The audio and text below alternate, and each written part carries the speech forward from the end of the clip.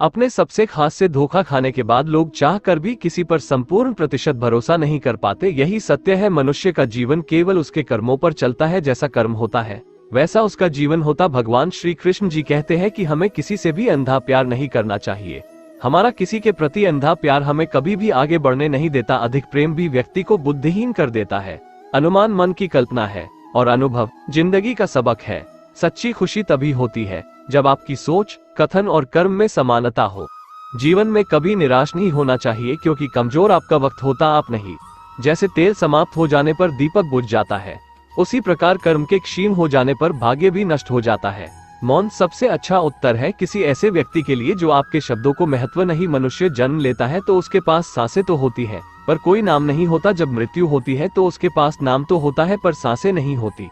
इसी सांस और नाम के बीच की यात्रा को जीवन कहते हैं। न किसी के अभाव में जियो, न किसी के प्रभाव में जियो।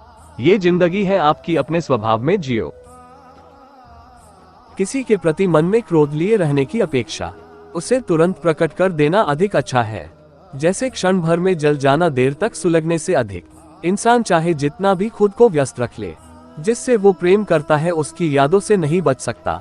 समय कभी नहीं रुकता। आज यदि बुरा चल रहा है तो कल अवश्य अच्छा आएगा। आप केवल निस्वार्थ भाव से कर्म कीजिए और वही आपके हाथ में है।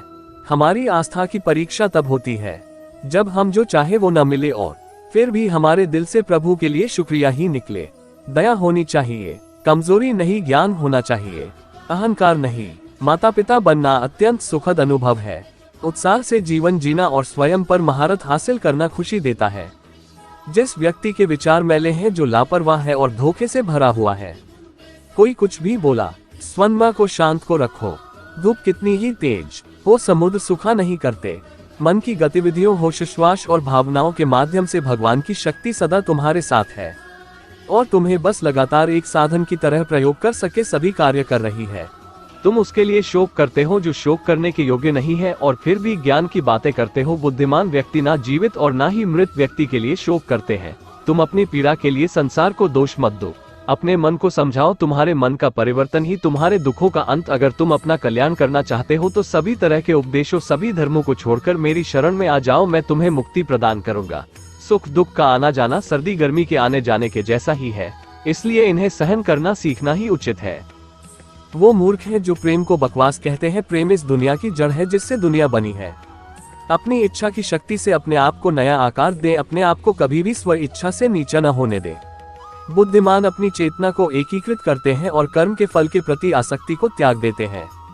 मनुष्य अपने विश्वास से निर्मित होता है। जैसा वो विश्वास करता है वैसा वो बन जाता है। मन चंचल होता है, यह इधर उधर भागता है और किसी भी कार्य की एकाग्रता का दुश्मन है। लेकिन यदि यह व्यक्ति के वश में हो जाए तो इससे अच्छा कोई मित्र नहीं है। मन को एकाग्र करना जरूरी है, बस थोड़े से प्रयास और अभ्यास की जरूरत है। मेरे लिए न कोई घृणित है और न ही कोई प्रिय, न कोई निर्धन है और न ही कोई धनी। बस जो भक्ति भाव के साथ मुझे याद करते हैं, मैं उनका हूँ और वो मेरे। श्री कृष्ण उन्हीं के हैं जो श्री कृष्ण के हैं। भगवान तो बस प्रेम भक्ति के भूखे हैं। जो भी उनकी भक्ति में लीन होता है, जो भी प्रेम से उन्हें याद करता है, वो सदैव उसका कल्याण करते हैं। मैं हमेशा तुम्हारे साथ और तुम्हारे आसपास रहता है, चाहे तुम कुछ भी कर रहे हो। जब भी आप कोई बुरा कार्य करते हो या अच्छा कार्य करते हो, आपको लगता है कि कोई देख नहीं रहा, तो यहाँ श्री कृष्ण कहते हैं कि तुम जो कुछ भी कर रहे हो, मेरी दृष्टि सदैव तुम पर है। इसलिए आप यह मत समझे कि आप अकेले हैं, आपके साथ श्री कृष्ण सदैव हैं। जीवन में आधे दुख इस वजह से आते हैं क्योंकि हमने उनसे आशाएं रखी जिनसे हमें नहीं रखनी चाहिए थी। जीवन में समय चाहे जैसा भी हो, परिवार के साथ रहो। सुख हो तो बढ़ जाता है और बैक हो तो बढ़ जाता है।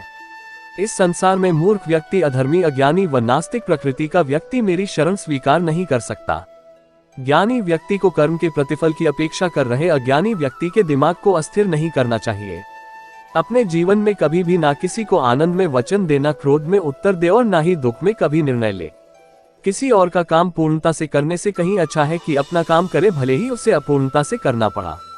मैं ही इस सृष्टि की रचना करता हूँ, मैं ही इसका पालन पोषण करता हूँ और मैं ही इस सृष्टि का विनाश करता हूँ।